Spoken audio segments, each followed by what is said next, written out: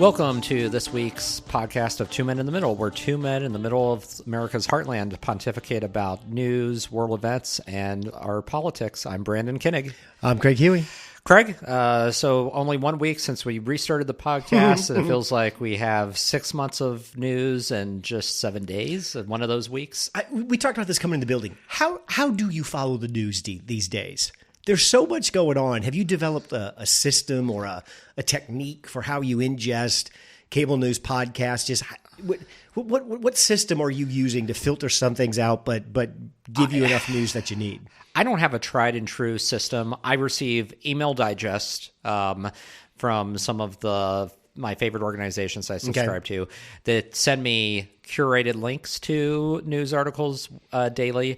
I'm also signed up and get the New York Times breaking news alerts so that I can know kind of in the moment. And that is helpful because there's times where I'll get something that's curated and not go back and read it right away. But if I get something that's breaking news, I'm more apt to read it in real time. Yeah.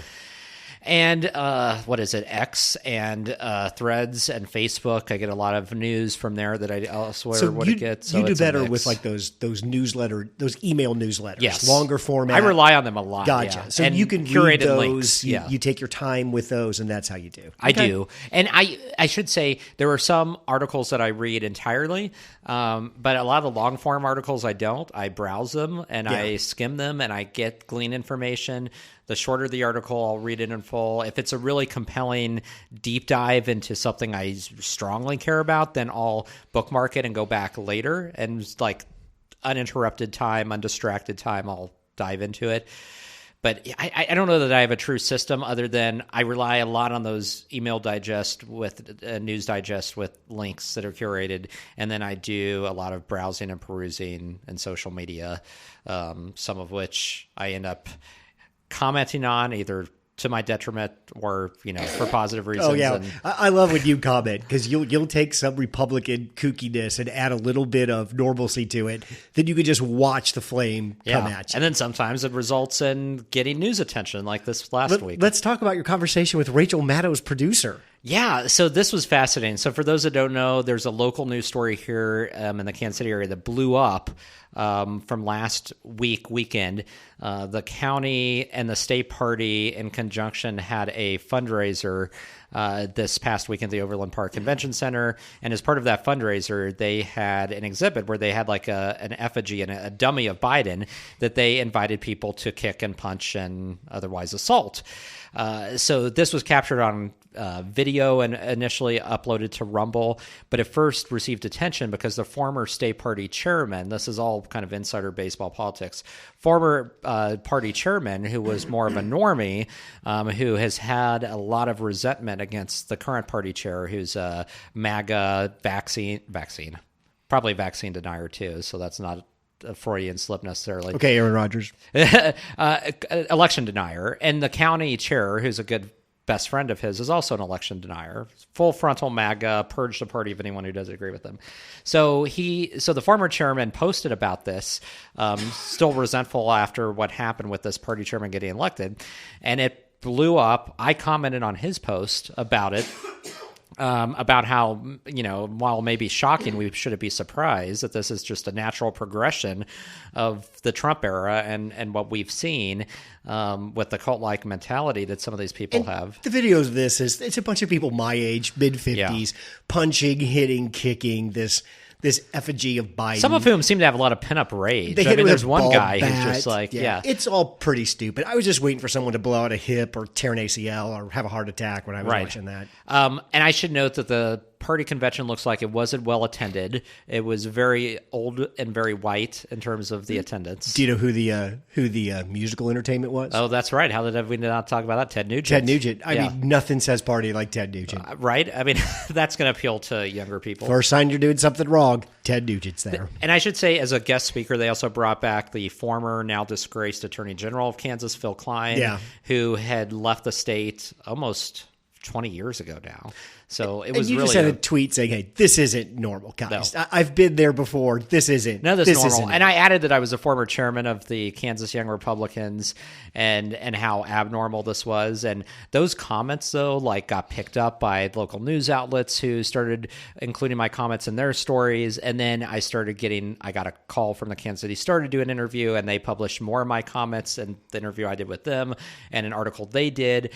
UK Daily Mail reached out. Actually, my comments were featured in a Yahoo Canada News item today. Brandon, so, this is our big chance. If you could get on Maddow, wear 2 men in the middle shirt, we got it. Culminating in Maddow's producer reaching out to me by email yesterday, did a fantastic long interview with her. Unfortunately, none of that interview made it into her show, but I will say that interview that I did with her producer was less than 3 hours before her show premiered yesterday. So they were scrambling to get that content. Still get it. But they just still got a comment from me. So they referred to me as, I should say, Rachel Maddow referred to me as a former Kansas Young Republicans chairman. And she posted my comment about the cult-like mentality. So it made it into her segment about it. But this story was on CNN. It was on MSNBC. I mean, it went national pretty quickly. Well, Brandon, like there was ever a return path for you from the Kansas Republicans, this should just throw a match on that path, and you're never getting invited back now, I don't think. I'm sure not, but I have good company because there's a lot of former Republicans, especially, I should say, national young Republicans who are kind of in the same boat as I, who have either left the party or who feel isolated, excluded, there's I had a buddy who sent me that video, and I said, yeah, Brandon got a call from Maddow's producer about this. And he's like, did Brandon shoot this video? I'm like, I don't think Brandon's been to a Kansas meeting in a long time. That was funny. Rachel Maddow's producer asked me, were you there? I'm like, no. I have not gone to any of those meetings. In those days are just far behind. If I did, I would be getting all kinds of dirty looks, and it would be very uncomfortable if I showed up to one of those. This podcast would take on a much different tone, Brandon, if you were still active with the Kansas legislative group, because they are proven to be an unwieldy group. I mean, even traditional conservatives are not active with them anymore. Their base now is just the MAGA shrills, essentially. It's completely changed. It's a base that wants Ted Nugent at a meeting where we beat up an effigy of Biden. Yeah. I don't think you need to really say anymore. That's essentially what we're talking about, yeah. What do you think of that banging State of the Union Biden pulled off? So, very high energy, very aggressive. I do agree with, I think some of the Republicans who are critical that it was much more partisan than State of the Union said to be. It was very partisan, and he did not shy away from that. Although I think that was intentional and that he wanted to show as much vigor as possible to refute the narrative about him being incompetent and bumbling. It is an election year. Yeah. Those take a turn to the partisan and the political. You got to rally your base all the time. So I don't really begrudge him for doing that. I do think that and it was comical seeing him engage with Marjorie Taylor Greene when she walked up to him. Hey, Marge accomplished what she wanted. She got him to say Lincoln Riley instead of Lincoln Riley. Yeah. If I'm saying that correctly. She got what she wanted out of the State of the Union. She yelled, she got his attention. Her issue got to the State of the Union because of her. That's a huge win for her. It is a huge win for her, but I don't think it was a loss for him. I actually thought that the fact he engaged was good, in terms of him responding and having that interplay. Do you like that? Do you like that yelling at the president while he speech? That kind not of British. All. I hate it. I hate it, and that's become the norm. Remember when that was an outlier when Joe Wilson of South Carolina yelled "You lie" during President Obama's State of the Union, and he was actually hushed down by his fellow colleagues. Now that doesn't happen. It's multiple members of Congress that do it on the Republican side, and it's performative, and they're not held responsible anyway. Yeah. So I don't like it, but at the same time, if they're going to do it, I think if you're the other side, you have to respond in tandem. You can't I think so. It's rough and tumble politics. Yeah. And Mike Johnson, his smirks bothered me and his eye rolls during the thing. He could have decided what he wanted to do. Regarding Ukraine, Biden did have some really good one-liners in there at times, about, all politics is performative. The State of the Union has taken on an over-the-top performance. Yes. It needs to go right back to what it needed to be in the Constitution, a letter. Instead of a just speech. Just once a year, write an email to Congress, we'll publish it, someone will read it. the State of the Union, I think, is becoming very antiquated and just not needed at this point in time. Right. I will say that I don't think this is going to move the needle as far as polling goes, but there were no major gaffes. There were no major blunders that Republicans can capture and use in ads and that type of thing. So it was a win for Biden in that sense, that there were no major mistakes that, can breathe a sigh of relief. There's a couple new policies. I mean, he talked about giving some home credit for buyers to offset some of the mortgage problems right now. That sounds like something that's doable. The building the pier on the Gaza Strip, I don't really know how doable that is, but at least it's something to try to get more aid into that area of the world. He did set himself apart, even where some might disagree on his policy prescriptions on the domestic side. Like, he's providing solutions. And there's a contrast to be made with the Republicans right now, which they're not proposing anything. Like, it's just gridlock, dysfunction, stop anything from happening. And so, he did set himself apart there. But yeah, other than that, for me, the real story was the response to the State of the Union, because I really don't pay attention to those. It's a thankless job. You don't have an audience. You don't have the... But before we get to that lunatic, I think we both agree that Biden should expect no massive jump in polling or popularity. He executed the bare minimum. He did not have a verbal meltdown, and he seemed to be coherent the entire time. Yeah. And that's the best he can do. I can't recall the last time a State of the Union has swayed voters in any election, and so it's not going to happen this time. But it's also not going to hurt him, so at best it's negligible. It has no impact. He held form. Yeah. Katie Britt. Yeah. Oh my gosh. Where do I start? So, but let's start here. Brandon, you're probably the only person I know who might be able to answer this for me. Who did she work with? Give me a little bit about what your thought. Who was put in her line of sight as her speechwriter and her coach to deliver this? Because I can't believe she did all this on her own. She did not. In fact, so I do know for a fact that she had members of the entire Republican leadership team. I believe Senator Joni Ernst. I know Roger Marshall of Kansas, a few others who were involved in this production, which is what I'll call it because it was a production. And she also had, for people that don't know, she's a junior senator from Alabama. Was she appointed? No, she has been elected in her own right, but she was just elected in 2022, I believe, so rather new. But she used to work, she was chief of staff for Senator Richard Shelby, who was a longtime senator from Alabama, Democrat turned Republican, who was very much kind of old school, mainstream, get things done type of member of Congress. She worked for him as chief of staff, took up the mantle, was not Trump's pick, because if you remember, she ran the primary against Mo Brooks, who ran as the MAGA Trumpian. And Trump initially supported Mo Brooks, but then when Mo started falling behind in the polls, Trump switched his support because he didn't want to support a loser, and he supported Katie Britt. But Katie Britt is young, 42, so they really wanted to contrast the age with Biden by having her give it. Now, her background was really more kind of like Chamber of Commerce. In fact, she was on the state Chamber of Commerce in Alabama. But she has played up to MAGA quite a bit and become more MAGA. But yeah, so this production, she's in this kitchen, right? And I brought this up in conversations I had because I'm pretty sure the last person who gave the State of the Union was also a Republican woman, and they also put her in a kitchen. And I think that there's bad optics to that. She's pretty accomplished in her own right, but Republicans have a tendency of wanting to just be like, oh, I'm the average mom in the kitchen, and I have two kids, and I'm married, and that's all that matters. And it's like... This is what I don't understand. That was a fake kitchen. That kitchen didn't exist completely. in any home. It was very I didn't get that. Well, first of all, no, whose kitchen at home is like that? It was bare. There was nothing there. Nobody has a bare kitchen that's spotless and clean like that. Give me a break. Nancy Pelosi stepped in this once. This is a hole you don't step in. You don't give, I'm sitting in my kitchen in my home to give this folksy presentation that I want to talk to about.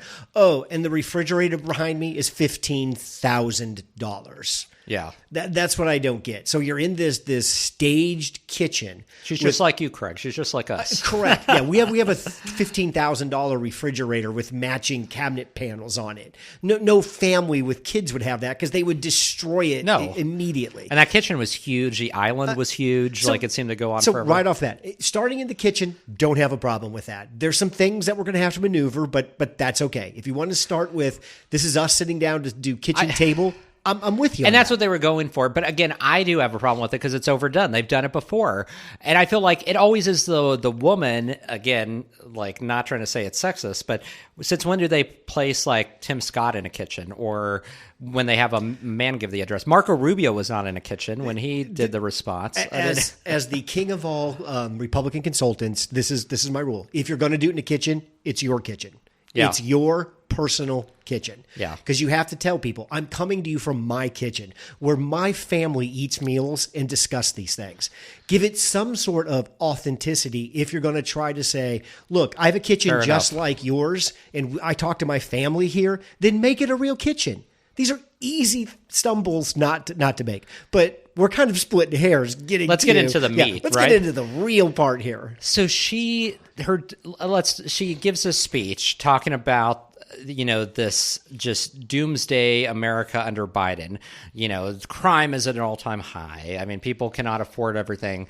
Her delivery and tone is interesting because she over-enunciates. So whoever was training her, she completely overdid it in terms of over-enunciating every word to the point where it was painful. Like when you are trying to emphasize on a word level or a phrase level, she emphasized everything and had multiple pauses where it didn't make sense, kind of like this, and kept this tone going. Okay, but now, right in the middle of the sentence, completely switch your emotional affect. Go from affable and happy to completely sullen and crying, like that. Just like that. That's what and she went back and forth. And if you watch some of the video of it, it's where she was about to like enraged and just like felt like she was going to just like burst into tears, and then she'd smile, and then she'd go into very happy mode, and then she'd go into concerned mode, and then she'd go into like, I mean, it was kind of mind-boggling because nobody, again, that's not normal. There's no authenticity there. That's like a production where she's like rehearsing like, and not even appropriate pause, like just immediately goes in from one emotion to the next, which is striking. Then her big stick the landing moment was a lie about Biden and the border. Yes. So, she tells this story about going to the border. She claims that, Biden has abandoned the border. She went to the Rio Grande and she met with this woman, Jacinto, who's a victim of sex trafficking. And she emphasizes how she was raped repeatedly, numerous times. It's a horrible story. Horrible story. But by the way, like, the average like mom at the dinner table isn't talking about rape like in such like dramatic terms like she was. That was a little bit off-putting. She literally made it sound like a group creepy. of people crossed the border, drugged this woman back to Mexico, where they raped her and forced her to be a prostitute. She said this is Biden's policies. This is what this caused. Basically what happened. Big problem, though, because this woman was trafficked in the years 2004 to 2008. So we're talking almost 20 years ago during President George W. Bush's administration. And guess what? She made the statement after she said this that we would not we would not stand for this happening in a third world country, let alone in the United States of America. Yeah. I believe that was her exact quote. Roughly. Something close to that. But guess what? The sex trafficking didn't even happen in the United States. It happened in Mexico. And it didn't happen by the cartels, which is what she said. It was not cartel driven because this woman has come forward. She said she was not trafficked in the United States. She was not trafficked by cartels. She feels used by American and Mexican politicians. Mm-hmm. And this is an example, and I am not saying this to demean this poor woman in any way, because she is being used as a prop by multiple politicians, but it's an example of almost like a stock victim, right? Because this woman has been used by multiple Republicans. If you go back in press releases for the last like 8 years, they've all used her as an example, even though she is not a current day example. Yeah. You have to go way back in time. And so to lead with that, because it's not only completely misleading, it's a lie, but it also points to the fact that the border crisis and, this type of thing isn't new. Like, this is, it may be worse now, but this has been a problem going back multiple presidencies. And so she really stepped in it. And when she was on Fox News, and at least the host did question her about it, she really didn't address it. She just kind of, she made a statement about, she's like, well, it was obvious because I said the girl was 12 and she's a woman now. Like, somehow it was on the viewer to piece together all of that, when she clearly followed it up by saying we wouldn't stand for this in a third world country, let alone in America. Like, that clearly implies it was America. It clearly implies this is Biden's failed policy. Yeah. And that wasn't the case at all. So, Brandon, help me out here. Was that the Republicans' attempt to connect with suburban women? Is that what that was? I think so. It was relying on fear, looking out for your families, fear of crime, fear of fentanyl coming over the border, all of that. But I think it backfired. Well, okay, let's step back. Let's be honest. Not a ton of people watch the State of the Union. No. Even less people see the response because people don't keep their channel on, and wait the 15 minutes or so for that to start. So, but it's not going to convince people either. What was striking to me is that her remarks were widely panned from everywhere on the far left to the anti-Trump center right to the MAGA right. I mean, when you have people like Megyn Kelly saying that she is inauthentic and awful, you've lost your audience. You've lost the thread at that point. There's a phrase in politics, first one to normal wins. That was not normal by any stretch of the imagination. Anybody looking at that, thinking, what the hell is... Anybody with that, looked at that looking for some normalcy, were like, this is exactly what I thought the Republicans would do. And for those that didn't see it, Scarlett Johansson on SNL did a great parody of it. It ranks up there with the Sarah Palin impersonation by Tina Fey. I forgot to tell you, again, because I'm a political nerd, do you know who she reminded me of just in the way she spoke? This is really going back into political history. 2014, do you remember Christine O'Donnell who ran the witch. I'm not a witch. I'm not a witch. If you saw her I'm not a witch ad, her delivery was a lot like Katie Britt. It was the same tone, and it came across as inauthentic and weird and creepy. And of course, that was also... there was a parody of that on SNL, which was really fantastic. Yeah. But Scarlett Johansson was just spot on. Spot on. I mean, her mannerisms, she's married to Colin Yost. Yes. The head writer and SNL. SNL dude. So. By the way, every time Scarlett Johansson has been a guest on SNL, she blows it out of the park with her monologues and her skits. She's brilliant. so talented. Yeah. So Biden's not going to get some 5-point jump in the polls. Republican make no ground because once again, they just cannot seem to find a formula to connect with anything female. It's just Is that due to lack of leadership? Is it due to lack of representation of women in the party? Is it? Help me understand. Why are the Republicans so weird with women these days? Well, the lack of women representation is a massive problem, which they've been unable to solve for. And that leads to they have very few women that they can platform, when they want to deliver a coherent alternative. And when they do, because they have fewer women, they have to rely on older white men to guide those women and to help them rehearse and prepare and prep. So Katie Britt, her natural self, is much less off-putting than what we saw that night, but she had a group of older white men around her saying, you need to say it this way, you need to say this, you need to do this. So in the Senate, if you don't want an old white guy, what do you got, 4 or 5 women or Tim Scott? That's it. Yeah. I mean, the cupboard's pretty bare. You don't have that many Republican if you're shopping women, for anything other than an old white guy, right? The Senate, the Republican, is not where you want to go. Exactly. So hence is the issue. And so, and the problem is, I don't know if the old white guys are ever going to realize, hey, this is our fault. We botched this. I can guarantee you that won't happen. There'll be all kinds of things that do happen, but old whitey admitting the problem is me, that is not going to happen. So there was an audio clip I heard from yesterday from Senator Roger Marshall of Kansas, which I think he said the quiet part out loud because I don't think, obviously, they would have wanted him to say this, but he's like, yeah, I think we made a mistake when we were blah, blah, blah, helping coach her. We shouldn't have, usually that's not said that directly, but again, he has foot and mouth disease, so he kind of just says things kind of like Trump that should not be said, and so that's what happened. So Biden usually overperforms at the State of the Union. This is his, third State of the Union, fourth. He generally delivers these pretty well. And I got to listening to the podcast last week, and I was really hard on Biden. I think at one point I even called it a joke that Biden was running for president.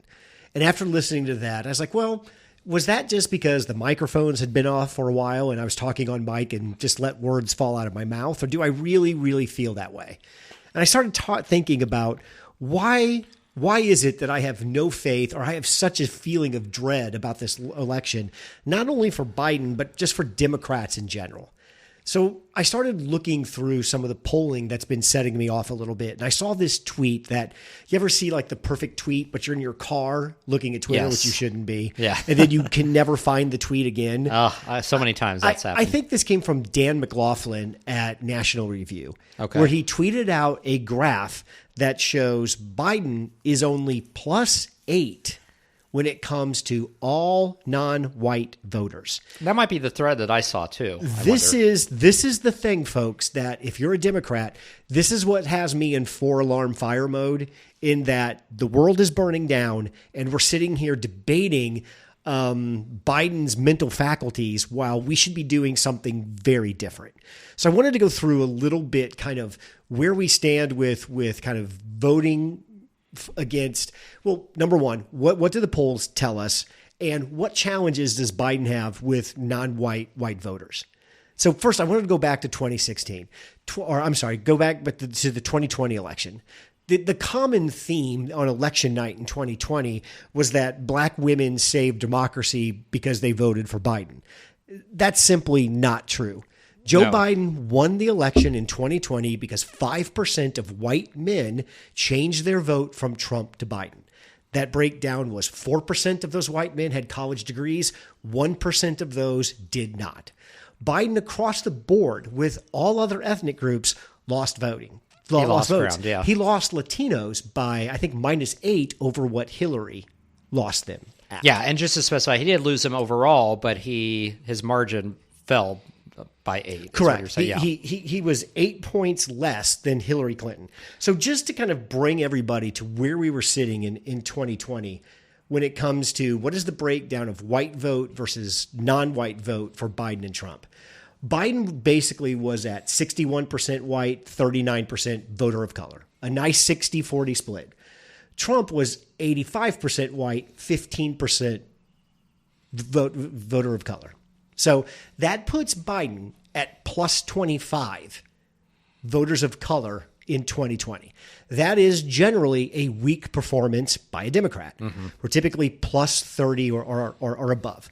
So in a close election, if you go from +25 voters of color to +8, you lose. A microcosm of that is a lot. Florida, because Hillary only lost Florida by 1 point. Biden lost it by 5. Hillary won Hispanics in Florida by, I think, almost 20 points, 16 to 20. Biden only won them by like 3 to 4 points. So, you can go state by state and see the loss of vote there. I mean, this is the type of polling that's driving me to the point of, guys, we are in an existential crisis on the Democratic side of the aisle. I get it. The Republicans are having a very public meltdown. It's very fun to watch. It's very captivating. It's very much soaking up a lot of the energy in the conversation right now. What I'm saying to my Democratic friends is we are in as bad of shape. If this polling for voters of color is true, this means our coalition that we've ridden for the past 100 years is fracturing or fractured. And it means we're going to lose in 2024. And it means we're going to have to put a coalition back together. Yeah. So why is Biden losing? So I guess let me phrase it this way. Why are voters of color shifting away from the Democratic Party? Is it because Trump has done something to entice them? Does he have some new policy? plan? Does he have some sort of social program? No, he's done nothing. In fact, I think you would agree with me that he has alienated almost every voting class of color. At some point in time, he has said or done something dumb to every single non-white voting group. But his popularity in 2024 is greater than it was in 2020. The only theory that makes sense is this is a reaction to Biden being so unpopular that he is now losing. Or not losing. I'm sorry, that's not accurate. He has taken a plus 25 advantage in voters of color and turned that into plus 8. Again, I can't say this enough to anybody hearing the sound of my voice. If that number is directionally true, doesn't even have to be completely accurate. If it's just pointing in the right direction, Biden's getting wiped out in November. And that's what I can't find. I tried Googling this. Hey, show me some articles about, Biden only being up plus 8. Show me some information about voters. There's nothing out there. Nothing out there. And this is my point to the Democrats. How do we drag back to this issue? Because I think the issue with voters of color that we have is a Biden-specific issue. I think it's him. Maybe we shouldn't engage in every single cultural battle that there is to fight. Black folks, minorities, Hispanics, they're typically more culturally conservative than most Democrats. They are, yeah. Maybe this is something that it's part of our strategy is pushing these people away. But I would just like the Democrats to at least acknowledge we have a massive coalition problem with people of color that might be specific to Joe Biden. And the only way we're going to get around that is to get rid of Joe Biden. And this is what really pisses me off.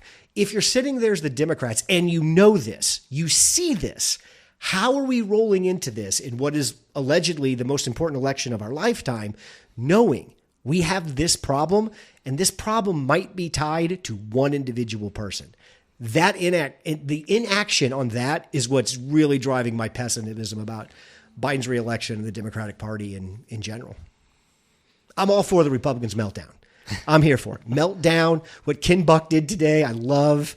Just the Republicans deserve it. They have heaped this all on themselves, and you have to eat every little piece of it. So Congressman Ken Buck, who was part of the Freedom Caucus, quote unquote, bucked his colleagues by not subscribing to the big lie. I think you've got the 4 letters right. You just replace the B with 1, and I think you got what he really did. Touche.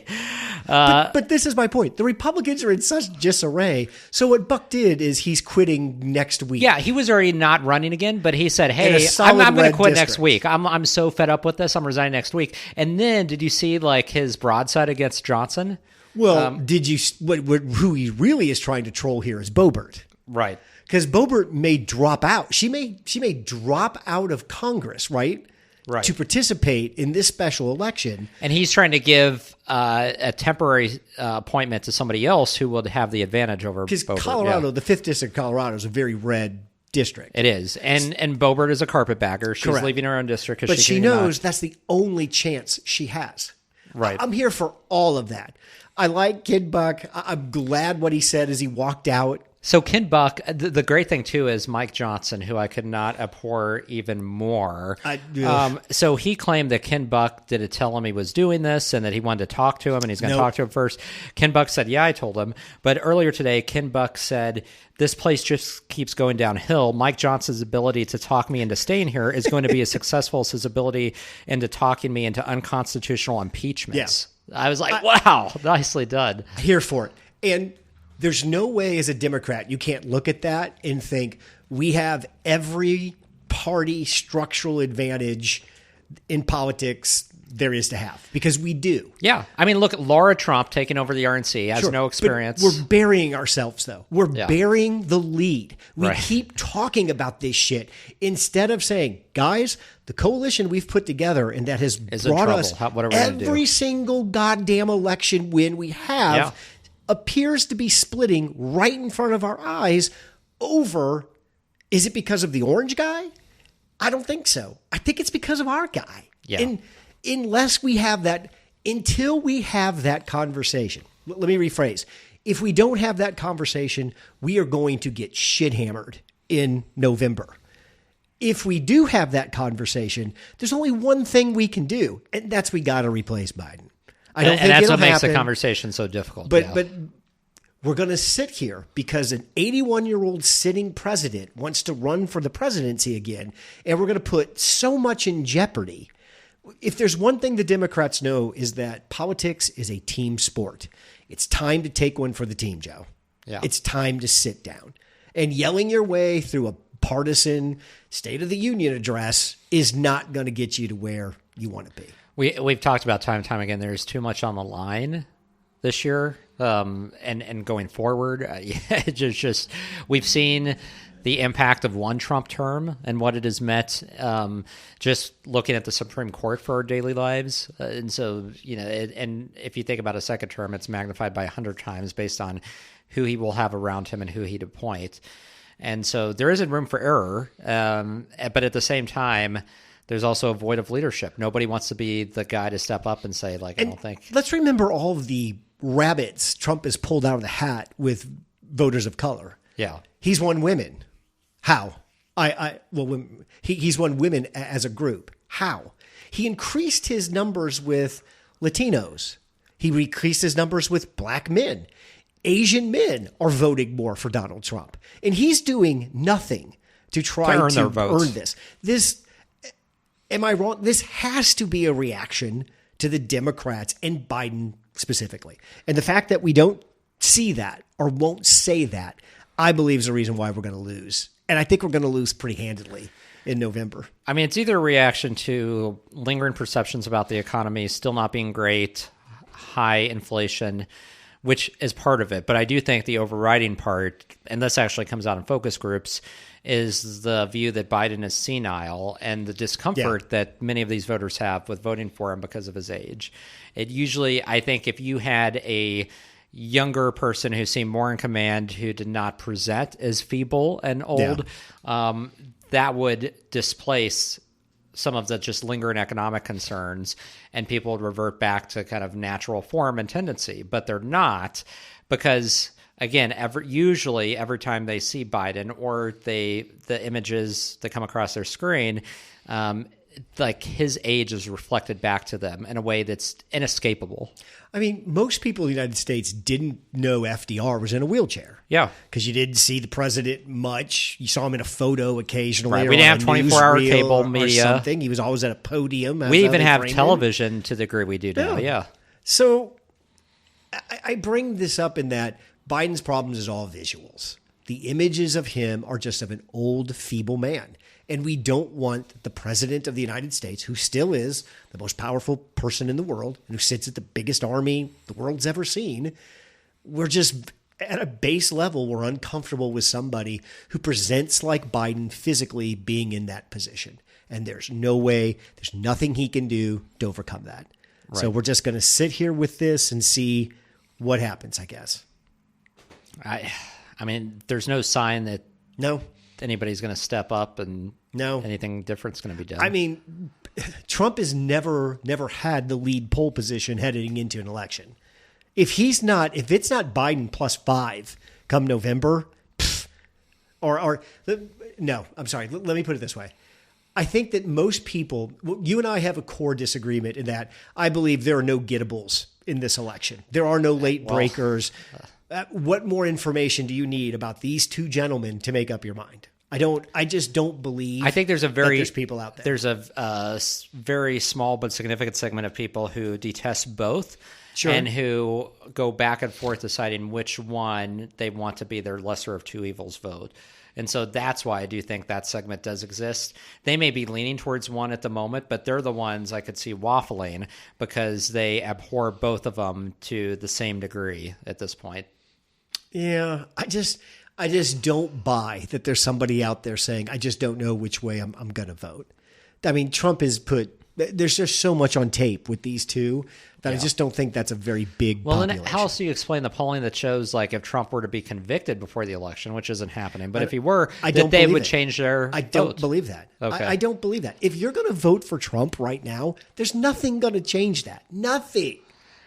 What possibly could change it? Yeah. I do not believe if you voted for Trump in 2016 and 2020, you're voting for him in 2024, aren't you?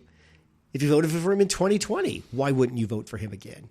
I just don't believe there's any gettable people out there. Just from a logic, human perspective. But haven't we said the entire time? I mean, everything Trump did since 2020, so January 6th, behavior, the court cases, like normally that should have some type of outsized impact. I mean, it hasn't. And I don't think in my theory is it hasn't because Biden is so historically unpopular. Because there's been past campaigns, historically presidential campaigns, that have been sunk by much greater, activity and things. Let alone, and again, you can grasp it because there's so much around Trump, but, the fact that Alan Weisselberg, his, financial guy, lied on the stand and is called back up as a witness about the Trump organization. I mean, how many... This is going to kill Trump are we going to go through right till we realize Trump's a shit monster. The more shit you throw on him, the more powerful he becomes. There is nothing you can say or do about Trump. You can make a video. A video can come out of him molesting puppies. It does not matter. I mean, he said it himself. The man tried to take over the country in a coup and gains popularity. There's nothing that can happen to him that's going to make him less popular. It defies belief. I mean, it really does. And we're sitting here with somebody on the other side who just isn't ready for this fight. And that's what's driving me to say the Democrats, it's a joke for the party that they know this is coming. They know this is a problem. And we're just going to sit here and do nothing about it while our main rival melts down. The Republicans are opening up this massive wormhole of opportunity for us to come through, and we're just not prepared to do it because the guy at the front of the column is 82 years old, and there's nothing we can do. That's where I'm at with the Biden reelect. The most negative I've ever been with a Democrat. I was going to say, this is a lot of doom and gloom. I feel like our first two podcasts now are just been like saturated with doom and gloom. Trump shouldn't be here. It's completely illogical that the man is leading this race. Agree. Why is he not political toxic ooze? Yeah. Instead, he's Teflon. Yeah. He's Teflon. What was our other topic we were going to talk about? I got so fired up explaining why Biden sucks. Well, I wanted to talk about TikTok. Oh, yeah. That's right. Because, again, another opportunity. Do you use TikTok? For Democrats, no. So people will send me TikTok videos and I'll watch them, but I do not have a TikTok account. I feel like I don't need to freely hand over my information to be accessed by the Chinese Communist government, so I don't do that. I must admit, TikTok. I use TikTok like YouTube. If you're looking for a how-to video, oh yeah, I mean, TikTok's there's great ones. Algorithm, it can find exactly what you want. It is by far the best app in saying, I'm looking for this content, and you going directly to where that content is. Yeah. I mean, that's what I had always used YouTube for, was how-to videos, but I know TikTok, it's even more visible and present. So you don't go down any TikTok rabbit holes? I do not. Like I said, people send me TikTok videos, and so I've seen many. Like, I'll watch them when I get links to them, but I don't, since I'm not on TikTok, I don't just have that feed where I'm able to go down the rabbit hole. So I do not do that. But so what's notable is that for a while now, there had been this bipartisan effort to pass essentially like a ban on TikTok, or to force TikTok's parent company, which is ByteDance. ByteDance, thank you. I had the Byte part and couldn't remember dance. Force ByteDance to sell off TikTok to a non-Chinese entity, for it to continue operating in the United States. And if you recall, this was something when Trump was president, he pushed and supported. Railed against it. Yeah. So bipartisan effort, Democrats and Republicans signed on to this. It's going to be unveiled this week and go to a vote. But a wrench has been thrown in this because Trump has all of a sudden switched his position and no longer supports it. So his reasoning has been because he doesn't want Facebook to become more powerful, and he hates Facebook because they banned him. Sure. But the real reason is because there is a billionaire investor who he is relying on to open the floodgates of donor money for him, a Republican investor who just happened to have a significant stake in ByteDance. Sure. And this investor had a conversation with him recently, and what likely happened was he told him, like, you need to back off of your TikTok ban. And he's like, if you do so, like, I can support you, and the money floodgates would open. This is where we also need, like, the cash register sound effect. Yeah, the cha-ching. just here he comes. Because this is, and so Trump has completely done a 180. I'm very curious to see how many Republicans follow suit and do what their great dear leader says. Marjorie Taylor Greene had this very tortured, ridiculous explanation of why she no longer supports regulating TikTok. It's really fun to watch people twist themselves into pretzels. Into the pretzel. People that were previously like all about the TikTok ban, they were like, we can't have a Chinese company compromising our national security. Brendan, are you telling me that the former president's ideology is fungible and can be manipulated by shocking. In any direction? Shocking, I know. For power and money? I refuse to believe that. But all jokes aside, this is very serious because also what this tells us is Trump needs cash bad. He has this judgment he has to pay out. He has these attorney fees that are piling up, which is why he couldn't gain control of the RNC fast enough. But it's a serious national security risk, the fact that he can basically be bought.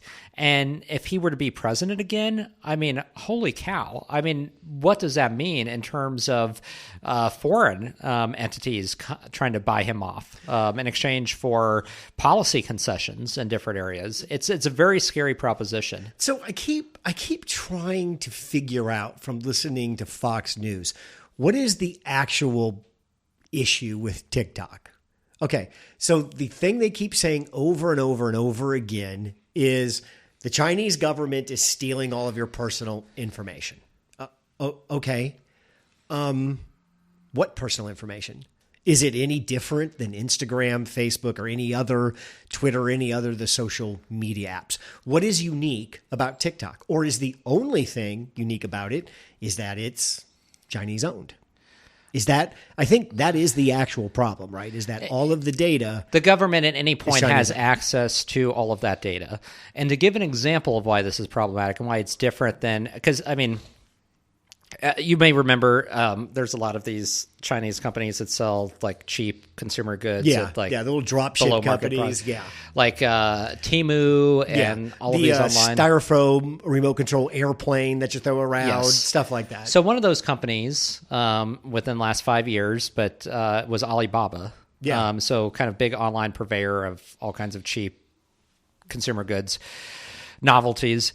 So Alibaba's CEO had the audacity to criticize the Chinese central bank. So what happened was, if you don't remember, he disappeared for a while. No trace of him could be found. He was gone. And so he returned, and he is still seen once in a while. But guess what? Alibaba isn't around anymore like it was in its prior... Like, it's gone. And the Chinese government, like that, snapped their fingers and they took ownership of that company, and they basically, just what's the term I'm looking for? Got rid of all the assets. Yeah, they just said, we own this now. They nationalized it. Yeah. It's just ours. So that's the difference between the United States and China in terms of what they can do.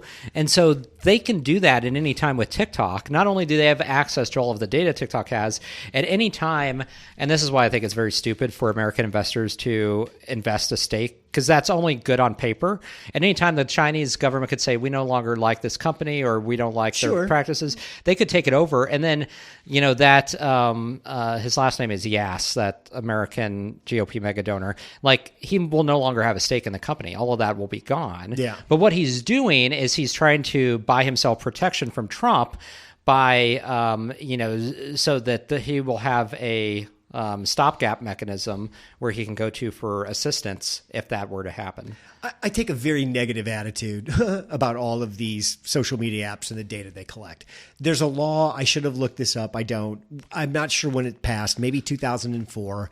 But the United States Congress passed a law that the President of the United States signed that basically said, hey guys, it's a-okie dokie with us for any of these app companies to steal any amount of data they want from you. It is just super duper. We're going to make it legal because this is how commerce is going to work on the internet. It seems to me that the logical place to start with TikTok is that law. And why was that law passed? Who passed that law? Who did they pass it for? Wasn't to protect consumers. I just think I get somewhat the hypocrisy here gets a little bit too much. Well, I think it's a problem with all the other companies as well, the ones that are based here or in other countries, access to data, the privacy implications.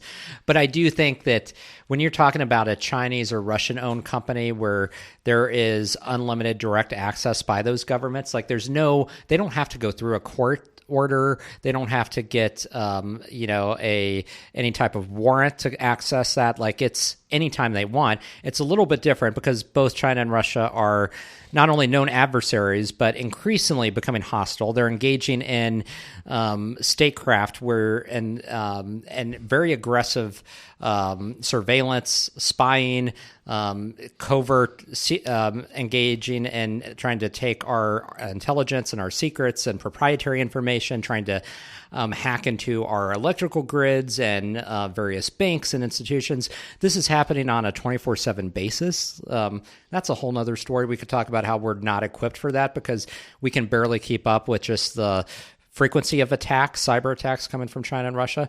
But that's a problem when you have an entity from one of those countries specifically based on where we are in this moment in history. If I was talking about like 2009, no, 2012 even, different story. But 2024, where we are today, that's why it's significant and serious. They could also game the algorithm. What if China decided, because it's a known fact that Chinese children have access to... it's just all educational. It's educational. That's the difference. They could game the algorithm and show specific content that they want to propagandize. If they want to propagandize their viewpoint or foreign policy positions on any number of areas, they could do so. It becomes a tool then and a weapon. The U.S. government has done a very poor job of convincing me that TikTok is any more of a threat than Facebook, Instagram, Amazon, or any number of the United States companies that surveil me, take my data as part of my interaction on social media, and then market back to me. I don't really see the difference in the two. But governments don't have direct access to that data the way that they would in China or Russia. And I certainly don't, and I don't understand how banning it is the answer to this problem. If isn't the answer to this problem, you either change the law so this can't happen and you become less exploitive. How about this? You can't change a law for a foreign-owned company, though. Like yes, that, yeah, you can. I mean, our laws are not going to affect a company that's basically owned by a foreign government. And we can change data laws around what a company is responsible for their users in a social media app, can't we? We could change the law that if your app is available in the United States, you have to have an opportunity for me to export all of my data, see all the data you have on me, delete that data if I don't want it. So that's what I'm saying. Those are consumer safeguards. Consumer protection laws. But that's why isn't that the approach we're taking? That still wouldn't solve the issue of the Chinese government having access to that data. You're talking about consumers being able to see what's being collected on them, which is one thing. That's not preventing governments from collecting that data in the first place. What is in my mind, I can't make the difference between the Chinese government collecting data on me on TikTok and Google spying on me all day, listening to me on my phone to throw ads at me. What's more evasive? Well, it's a government weaponizing that and using it in the context of... And Google's not going to... I think Google weaponizes that now already in commerce against me. They do that to sell you things. They don't do that in terms of... And what's the Chinese government wanting to do? I'm guessing they want to sell me things. But no, it's more than... I mean, it could be used in the context of military intervention. It could be used in the context of hacking attempts, trying to be able to, violate our security in many ways, whether from an institutional basis, a government basis, banking basis, financial basis. Everything you're saying makes logical sense. Just for some reason, I just don't buy it. Google isn't going to be hacking into your bank account. Really? Really? Google's not going to hack my bank account. I don't believe that. I mean, they're going to be selling you things, and they will continue to sell you things. I mean, that's the basis. There's a huge issue on Fox right now. Have you seen this with the banking industry?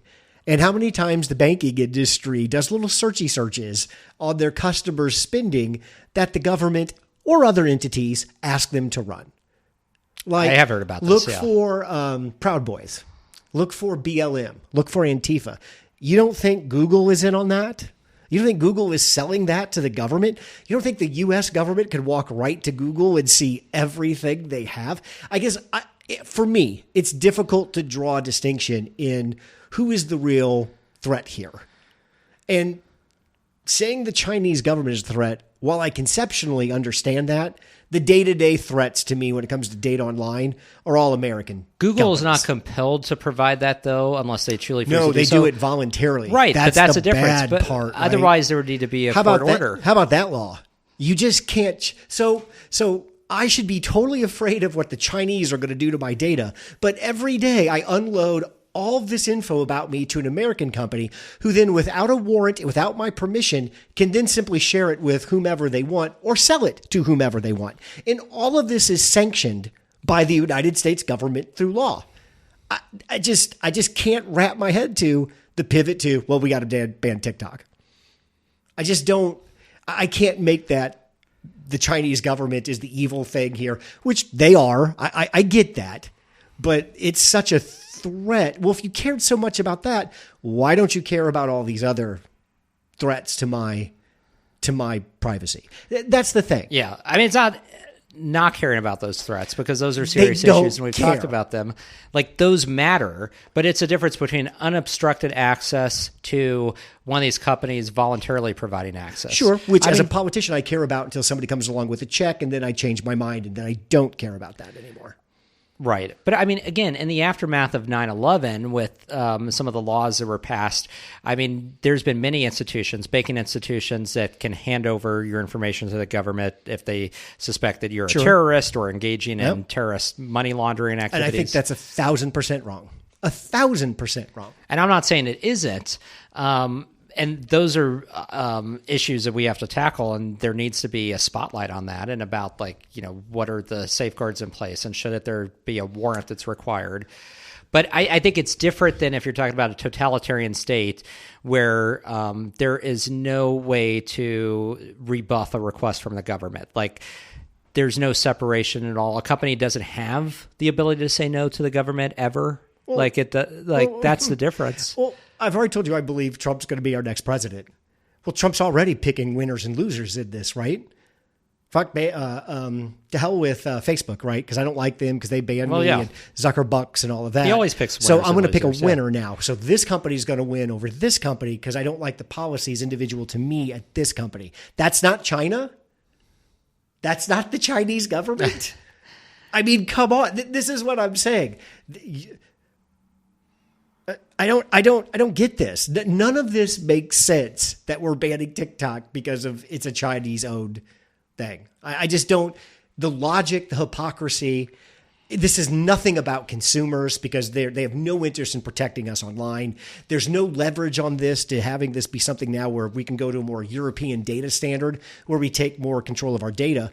And nobody is using this to leverage what are we doing to the American consumer on the internet. Instead, we're just substituting, well, China bad, easy way, let's do this. And now half the people even dove off that.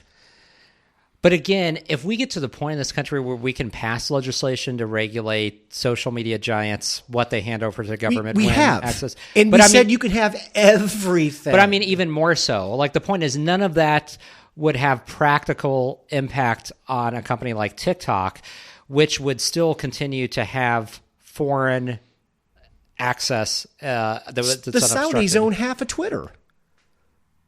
We don't have a problem with that.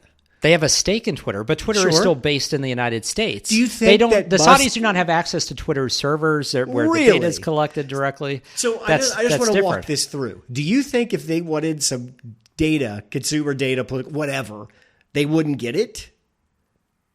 I mean, they're funding the operation. Twitter's losing money hand over fist. They pull their funding. I'm not buying that. We have all kinds of foreign investment in social media apps in the United States. I get it. They're still controlled in the United States. Data rules apply. I understand that. I just think the government's made a very piss poor presentation to why TikTok should be banned. Okay. Well, here's my question, Brandon. What's the next boogeyman? And what are we going to ban next, right? If Trump gets in the office, Zuck's the next boogeyman. We go after them, right? Yeah, but where does this stop? The difference is we have restrictions on foreign entities operating in our country. I mean, that's not new. I mean, it may be new from the concept of a social media platform, but if you go back in our history and during times of conflict, during times the Cold War, I mean, we didn't allow the Soviets to, operate True, fair point. Public-owned fair point. firm, that gave them unfettered access to Americans' buying habits and contact information and, PII. I mean, that's a difference. I guess I don't care if they ban TikTok, but don't get on TV and tell me how you're doing this to protect me. That's 1,000%. I guess that's the crux. And I know we of keep my throwing anger around the here. word ban, but I mean, there are ways that you can kind of Yeah. compel TikTok to change practices or to diverge from the parent company and still allow them to operate where you don't have a ban. And so, I mean, use the full levers of, what we have in terms of American regulation to say, there's a national security implication here that we really need to address. How can we address this without banning the app? They're not saying, hey, social media companies, change your behavior. They're not saying that at all. They're saying we're targeting this one company because of their connection to China. I mean, other companies are collecting the exact same data that everybody gets so upset about. The only difference is allegedly the Chinese government has access to it, which I'm sure they do. I just wish a better argument could be made than, well, China owns it. We gotta get rid of this.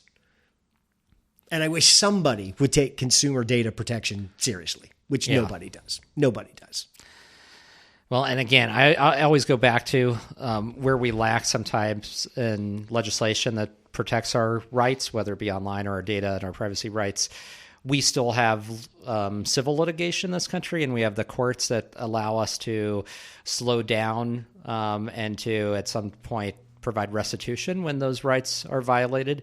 There is no civil litigation system in China. No. There's no way that you can engage in that if you feel like your rights have been violated or your data has been compromised or your way of life. Yeah. So just, again, I think the differences are very stark. I just find it odd that I carry a physical device voluntarily with me all day long, that the government has said it's a-okie dokie with us for this to spy on you in any way its physical form allows it to do so. And the only real problem we have with that is that that data might be sent to a foreign government. That's our problem. That's the problem. That's the problem we're going to focus on. The idea that we've all just accepted the fact that somebody said it today, our citizenship is being taken from us by some of these companies. I think that's a bit much. Yeah. But again, we have to admit, we're being surveilled 24/7 now, and nobody seems to give a big shit. It's because we value convenience as a society over... Mostly it's us. Yeah, People it's being us. victimized by this don't care. I mean, I can't tell you how many times from libertarian-minded conservatives who complain like, I don't want the government knowing this about me or being this involved in my life. But none of those people turn the GPS off their phones. They all use apps that collect information about them. libertarians. So I'm like, unless you're going to go off the grid or use a non-smartphone, an analog phone, like I'd like, do you not realize how much power you're relinquishing? I will end this rant on what I tell all libertarians. I agree with you 1,000%. You should move to Somalia. You should move to an African country with no established government where your personal whatever skill set that you think you have that the government in the United States is suppressing can be allowed to run free. The same goes... You'll probably be the main warlord in 6 months. You're so good at it. That's right. Or go to Haiti because it's devolving into a failed state It's right about now. to fail. I mean, they could use some leadership down there. I always, this is random, but like the sovereign citizens, that applies to them as well, that whole movement. I went down a YouTube rabbit hole where it was these sovereign citizens that have appeared in court, different places in the United States, who then won't engage because they tell the judge, like, you're not legitimate. I don't subscribe to a court of law. You can't arrest me. And it's always satisfying and gratifying to see, like, the rebuke they get and the fact that, like, reality eventually does hit them. Like, no, you can't just I've never defy seen a that court. work on TV where somebody, oh, you're right, sir. Go free now. No, right, exactly. Yeah, that doesn't happen. And it's weird because it feels like at times they feel like if they just like present the argument that somehow the other side's going to respond, oh, yeah, we didn't think about that. Okay.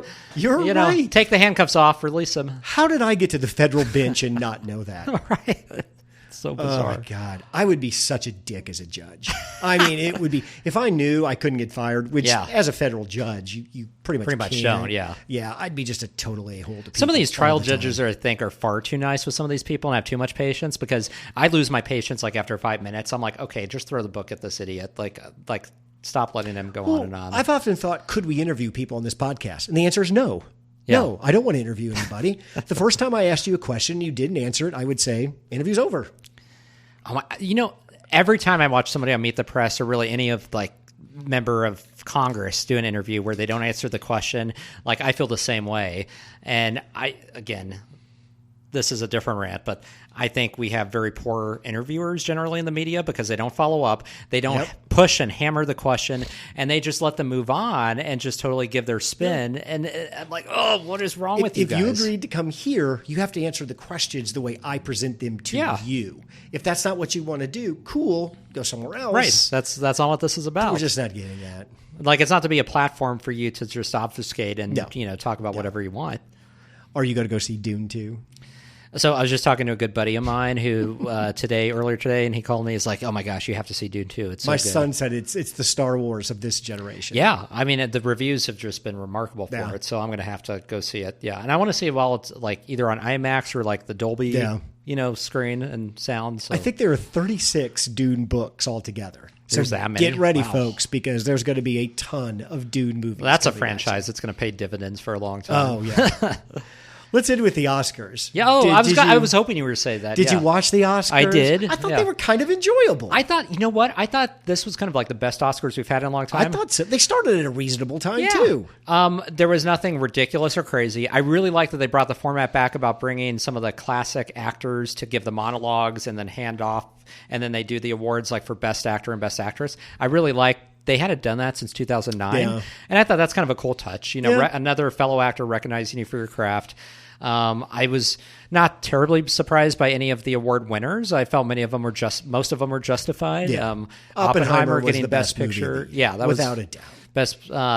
I saw most of the movies there. Emma Stone was standout in Poor Things. If you haven't seen that movie, I've not seen that, but I love Emma Stone. Everything she does, my gosh, just this fantastic. has to be probably her best role yet, and I always like her as well. But phenomenal job by her in that movie, and yeah, I thought it was a great show. And I'm so glad Killers of the Flower Moon didn't win a single Oscar. Because no 3.5-hour movie should win anything. Do you know what a 3.5-hour movie is? That's Martin Scorsese masturbating is what it is. That's ridiculous. I will not go that far. It's not respecting your audience. I will say I love the story. I thought, and I liked the movie, but it was too long. It dragged on, and there were many of those scenes that could have been condensed. Yes, but I did think the acting in the movie was great. The story is one that needs to be told because it's one that most Americans don't know about. Oppenheimer could have lost 25 minutes and been the exact same movie. Well, I think that's why Jimmy Kimmel's joke was on point when he talked about how this was the year of long movies. He's like, what's with you guys? Stop with the long movies. That's just a director feeling themselves is all that is. Because a 3.5-hour film, that's ridiculous. Yeah. Make it a mini series if you want to go that long. Right, yeah. Then put it on one of the streaming channels. You could do a 10-episode prestige series easily. by and Martin a lot of, Scorsese. We have so many of them now. Yeah, why not? The movie that we talked about, Napoleon, did you actually watch that? I did, yeah. Worst film I've ever seen in my life. I thought that movie I didn't think it was the worst film I had ever seen, but it didn't know what it wanted to do, right? No. So I couldn't tell, is it supposed to be a bioepic? Do they want to focus on, the battles? It was all over the place, and it didn't really focus in one area. Why so much with Josephine? I didn't get that. Yeah. That's is it supposed to be about the love story, but it wasn't quite just about that? There was no love story between Napoleon and Josephine. He hated her. He cheated on her constantly and left her.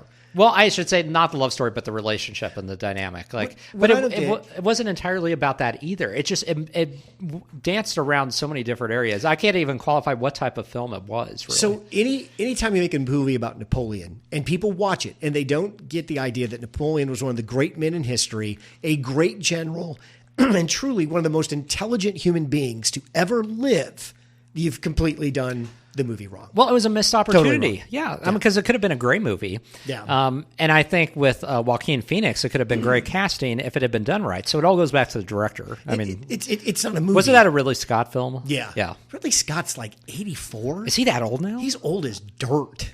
Damn. That I didn't realize he was that that old. movie sucked. That movie was terrible. It was bad, yeah. Because I saw that in the theater. I was excited to see it. Yeah. I watched it on the Apple. It's like, ugh. Best that you waited, yeah. All right, that's our hour. Thanks, Brandon. Thanks, Craig. Thanks for listening to 2 Men in the Middle. Make sure to give us a 5-star review wherever you get your podcasts. Check out our website at 2meninthemiddle.com. Drop us an email at 2meninthemiddle@gmail.com or tweet at us at 2 Men in the Middle. We'll see you next week.